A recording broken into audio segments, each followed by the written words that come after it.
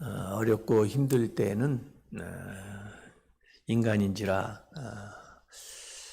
원망하기도 하고 불평하기도 하고 또 안 좋은 말을 하기 쉬운데, 그래가지고는 그 상황에서 빠져나오지를 못하고 점점 깊이 더 빠지죠. 제가 룻기를 읽으면서 깨달은 사실인데,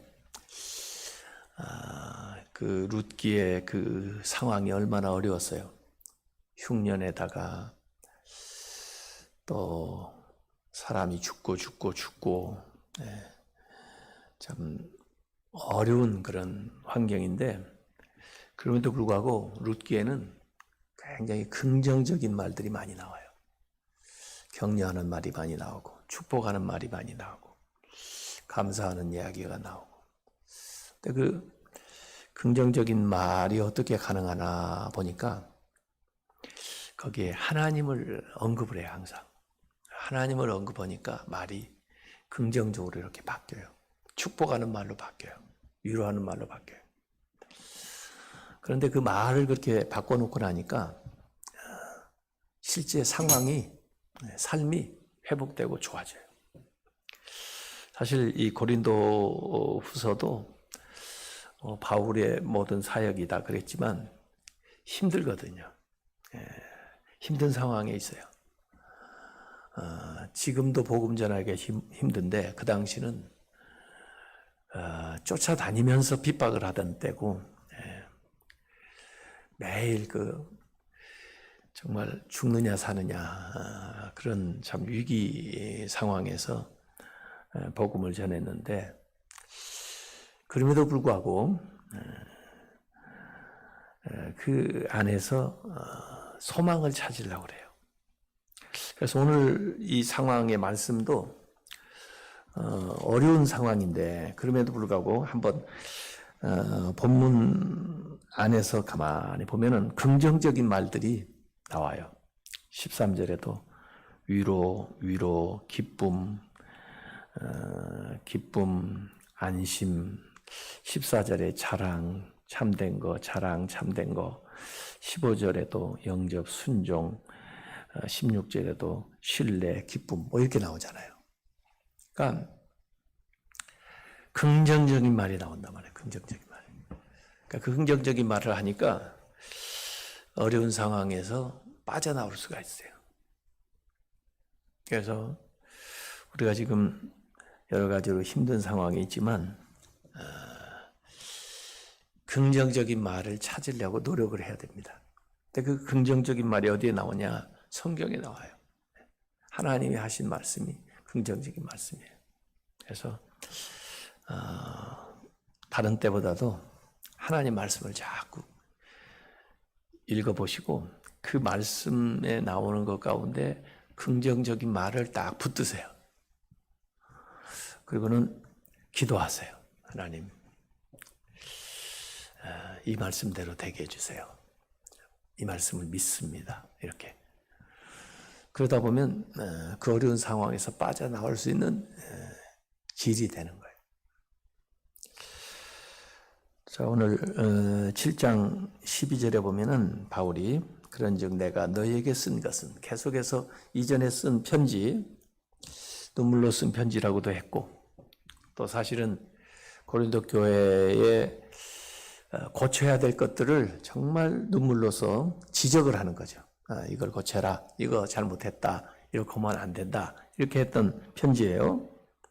너희에게 쓴 것은 그 불의를 행한 자를 위한 것도 아니요. 불의를 행한 사람들, 잘못한 사람들, 문제를 만든 사람들, 그런 사람들을 위한 것도 아니요. 또 그 불의를 당한 자를 위한 것도 아니요. 그들 때문에 괴로움받은 사람, 시험받은 사람, 또 고통받은 사람, 오해받은 사람이 있을 거 아니에요? 사실은 이 말씀이 뭐냐 그러면 바울을 놓고 볼 때 바울을 공격한 사람들이 있어요. 불의를 행한 자들. 바울이 무슨 사도냐? 예수님 언제 만난 적 있어? 예수님이 그한테 무슨 부탁한 적이 있느냐고 뭐 예수님 다메섹에서 만났다고 그러는데 그거 믿을 수 있어? 뭐 이런 식으로 이 바울에 대해서 좀 험담을 하고 안 좋게 얘기하고 대적하는 사람들이 있었어요. 그들 위한 것도 아니고 또 불의를 당한 자는 그러면 누구겠어요? 자신이죠. 바울 같은 불의를 당한 자도 아니다. 나를 위해 한 것도 아니다. 그러면 오직 우리를 위한 너희의 간절함이, 우리를 향한 너희의 간절함, 사랑, 또 열심, 또 수고, 이러면 안 되는데, 우리가 잘 돼야 되는데, 이런 안타까운 마음, 우리를 위한 너희의 간절함이 하나님 앞에서 너희에게 나타나게 하려 함이로라. 이 말씀을 가만히 묵상해 보면 요사이 이런 생각이 들어요. 참 이 어려운 시기에 굉장히 서로 논쟁들을 많이 해요. 그냥 교회 안에서만 놓고 봐도 목사님들이 현장에서 모여서 드리는 예배가 회복돼야 되는데 그걸 마음에 가지고 기도하는 건 다 좋아요. 그런데 그런다고 해서 이걸 가지고 정부에 대해서 너무 극하게 투쟁을 한다거나 또는 일반 사람들이 우려하고 있는데 그 사람들의 그 생각은 전혀 무시하고 독단적으로 나간다거나 그런 거 참 안 좋습니다. 실제로 모여 예배해야죠. 그게 우리의 예배의 정신이고, 그러지만은 지금 특별한 상황에서 대통령은 전시 상황이라고까지 얘기를 하던데, 어쨌든 이 감염병에 대한 인식이 또 이걸 차단하는 노력이 사람에 따라서 조금씩 좀 다를 수가 있어요. 사실 저는 철저하게 방역만 잘하면 모여서 예배하는데 문제 없다고 생각하는 사람인데, 그러나 이게 정말 성숙한 시민의식을 가지고 모두 다 노력을 해야지 그 중에 소홀히 하는 또는 제대로 그걸 하지 못해가지고 일들이 생기게 되면은 모두에게 피해를 주고 모두가 어려움을 겪기 때문에 어쩔 수 없이 같이 이렇게 행동해야 되는 것들이 있다고요. 그래서 여기 교회 안에 보면은 이 사람 의견도 옳아 보이고 저 사람 의견도 그리 나쁘질 않은데 그 둘이 계속 논쟁을 해가지고 결국 이 사람이 옳다, 저 사람이 옳다, 누구 편들려고 하는 게 아니다 말이죠. 오히려 우리의 그 간절한 마음, 하나님을 향한 일치된 그런 마음, 이것을 가져가는 것이 더 중요하다. 바울이 만약에 자기를 대적하는 사람들에 대해서 이거 잘못했다, 이건 그렇지 않지 않냐, 이렇게 해가지고 그들을 막 설복을 시키고 또 바울을 지지하는 사람들이 봐라, 우리가 옳지 않냐, 그래가지고 그들을 짓누르고 그래가지고 그 편에 힘을 실어주고 그러려고 편지를 쓰는 게 아니다 그 말이죠. 반대하는 사람에 대해서도 또 그 대적을 받는 사람을 위해서도 어디 편들기 위해서 쓰는 것이 아니고 또 그들을 설복시켰다고 기뻐하는 것도 아니고 사실을 드러냈다고 해서 이제 내 누명을 벗었구나, 내가 오해를 벗었구나 해서 좋아하는 것이 아니라 정말 하나님 앞에 우리의 간절한 그 믿음, 또 우리의 열심, 이런 것들이 나타나기를 원한 거다 그 말이죠. 그러니까 누가 잘하고 잘못한 것을 떠나서 주님 안에서 우리가 하나가 돼야 된다. 그리고 하나님을 향한 그 믿음으로서 모두와 같이 나아가야 된다, 이런 겁니다. 교회 안에서도 분란이 있다 보면 참 해결하기가 힘든 게 와서 다 자기가 옳다고 그래요. 자기 편을 들어달라고 그래요. 저도 요새 이제 교단 일을 하니까 참 교단 내 목사님들이라든지 교회 갈등 뭐 여러 가지를 가지고 와서 이 얘기를 하는데 항상 자기가 옳다는 거예요. 그래서 자기 편을 들어달라는 거예요. 네, 누구 편을 들어줘 가지고는 절대 문제가 해결이 안 돼요. 근데 실제로 들어보면 뭐 누가 더 합당하다 하는 생각이 들기는 해요. 그래도 네, 그렇다고 해서 저들은 교회에서 잘못됐으니까 나가게 하고 당신 따르는 사람하고만 교회를 하시오. 그렇게 할 수가 없는 거거든요. 어떻게 하든지 그러지 못한 사람들까지도 잘 설득해서 하나가 되도록 그렇게 해야 되거든요. 그러지 않으면 파당이 지어지는 겁니다. 13절에 이로 말미암아 우리가 위로를 받았고 그렇게 회복되고 교회가 하나가 되어 간다는 이야기를 이 디도를 통해서 들었기 때문에 우리가 위로를 받았고 우리가 받은 위로 위에 디도의 기쁨으로 우리가 더욱 많이 기뻐함은 위로 또 위로 그 위에 기쁨이 나오잖아요. 그의 마음이 너희 무리로 말미암아 안심함을 얻었음이야.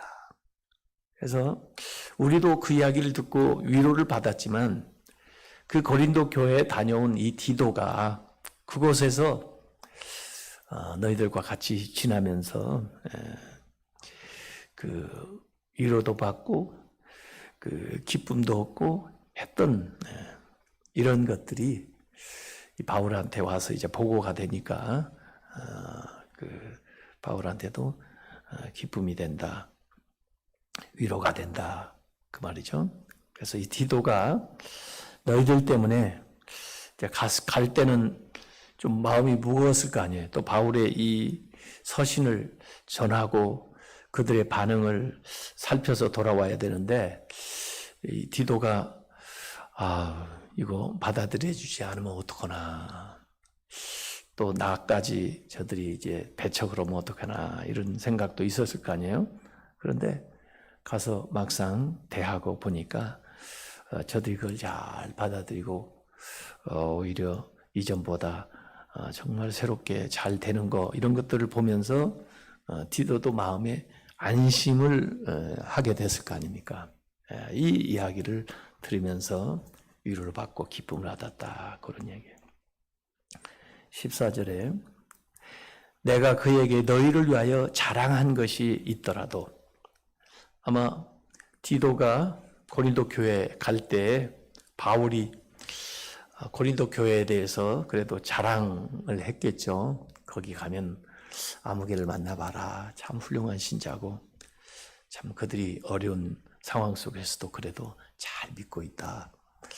우상도 척결하고 무슨 고난을 받는데도 열심히 모여서 기도하고 이런 식으로 자랑을 했을 건데 실제 가보니까 그러지도 않아. 그러면 어떻게 되겠어요? 바울이 말한 것이 아주 부끄럽잖아요. 자랑을 했는데. 근데 내가 그에게 너희를 위하여 자랑한 것이 있더라도 부끄럽지 아니하니 우리가 너에게 이른 말이 다 참된 것 같이 디도 앞에서 우리가 자랑할 것도 참되게 되었도다. 디도가 가서 보니까 말씀 들은 대로고 심지어 말씀 들은 것보다 더 잘하고 있다. 그러면은 얼마나 좋겠어요. 그래서 아마 디도가 돌아와가지고 보고를 한 것 같아요. 진짜 그 전보다도요 더 믿음 생활 잘하더라고요. 또 바울 선생님 말씀하신 대로 그들이 열심히 기도하더라고요. 또 제가 누구한테 사랑도 많이 받았어요. 이렇게 이제 얘기를 했을 거란 말이에요. 그러니까 바울이 마음에 이제 뿌듯함을 가지게 되는 거죠. 15절 그가 너희 모든 사람들이 두려움과 떨므로 경외하는 거예요. 믿음 생활할 때 경외함이 있는 겁니다. 두려움과 떨므로 하나님 앞에 자기를 영접하여 이 디도를 영접하는 겁니다. 순종한 것을 생각하고 디도에 전해준 말씀 또 디도를 통해서 바울이 보낸 그 말씀, 하나님의 말씀을 저들이 순종하는 거죠. 마치 바울처럼 디도를 맞이해주고 또 천사를 영접하는 것처럼 하나님 말씀을 받아들이고 이렇게 자기를 영접하여 순종한 것을 생각하고 너희를 향하여 그의 심정이 더욱 깊었으니, 앞에서는 안심함을 얻었다 그랬고 디도가 심정이 깊어졌다. 마음으로부터 저들하고 더 깊이 있게 통하게 됐다. 그런 얘기죠.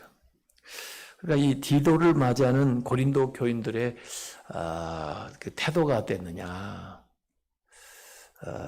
마치 그 천사를 맞이하는 것처럼 또 바울이 와서 바울이 환영받는 것처럼 그렇게 환대했다는 얘기죠. 환대. hospitality. 저는 현대 우리 크리스천들이 회복해야 되는 미덕 가운데 가장 중요한 것이 환대라고 봅니다. 환대. 예. 크리스천의 환대가 어디 갔나 요새 생각하는 거예요. 예. 다른 사람들을 이렇게 영접하는 거예요. 이렇게 주님을 영접하듯이, 예. 마음으로부터. 그래야 이렇게 마음이 넓어지거든요. 이 환대의 미덕이 구약에는 많이 있었습니다. 그러다가 복을 받고 그러다가 새로워지고 새로운 세계가 열리고 막 그랬어요. 아브라함도 이렇게 환대하다가 천사를 대접하는 것이 돼가지고 그에게 임할 약속들을 축복으로 이렇게 받아요.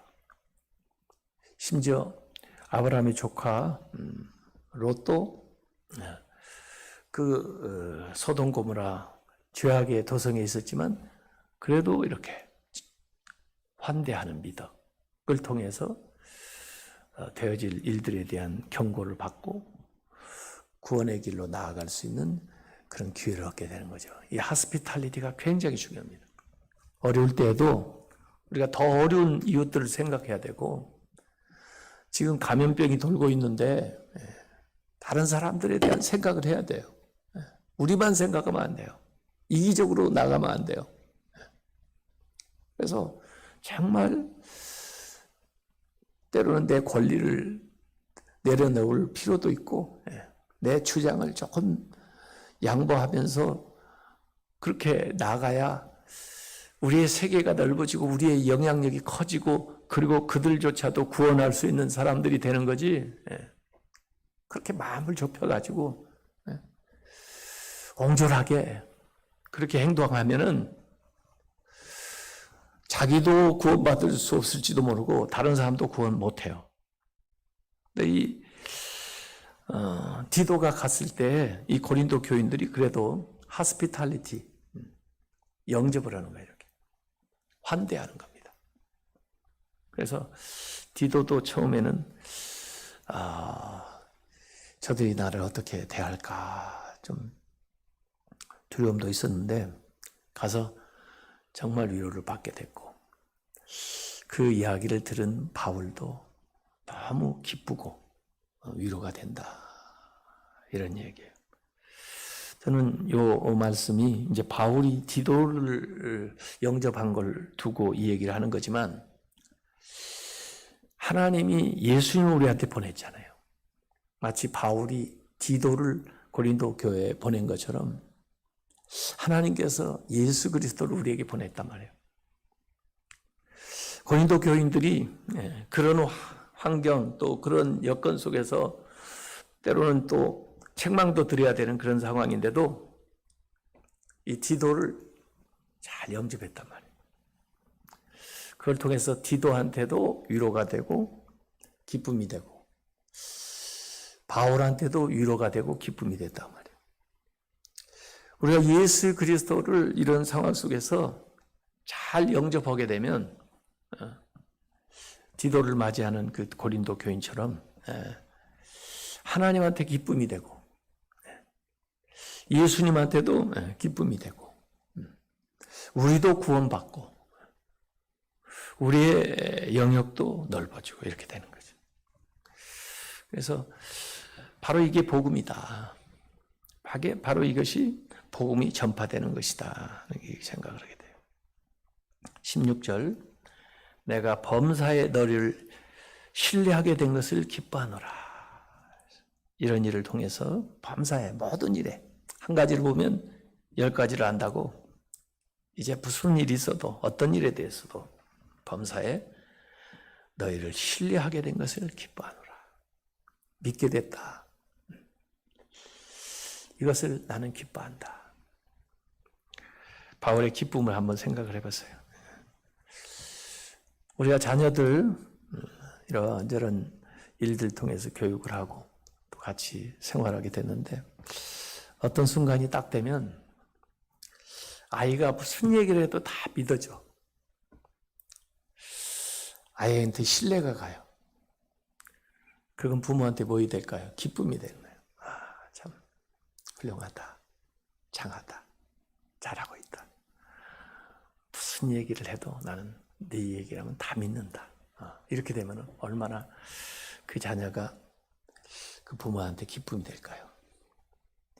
바울이 고린도 교회에 대해서 이런 생각을 갖게 됐다 하는 것은 대단한 겁니다. 이건 디도가 와서 그 모든 상황들을 보고함으로써 바울의 마음에 큰 위로를 받았다는 이야기입니다. 우리가 주님께 이렇게 인정받는 사람들이 됐으면 좋겠습니다. 우리가 주님께 기쁨이 되는 사람들이 됐으면 좋겠습니다. 우리 교회가 정말 하나님 앞에나 사람들 앞에 신뢰받는 그런 교회가 됐으면 좋겠습니다. 그러려면은 우리가 더 마음을 넓혀야 돼요. 그래서 우리 교회 안에서 하나만 되는 게 아니고 믿지 않는 사람들조차도 이렇게 마음으로 품을 수 있는 미덕, 환대의 미덕을 갖추는 그런 성도들이 되시기를 주님의 이름으로 축원합니다. 우리 주여 한번 부르고 기도하다가 자유롭게 또 하루 시작하시기 바랍니다. 주여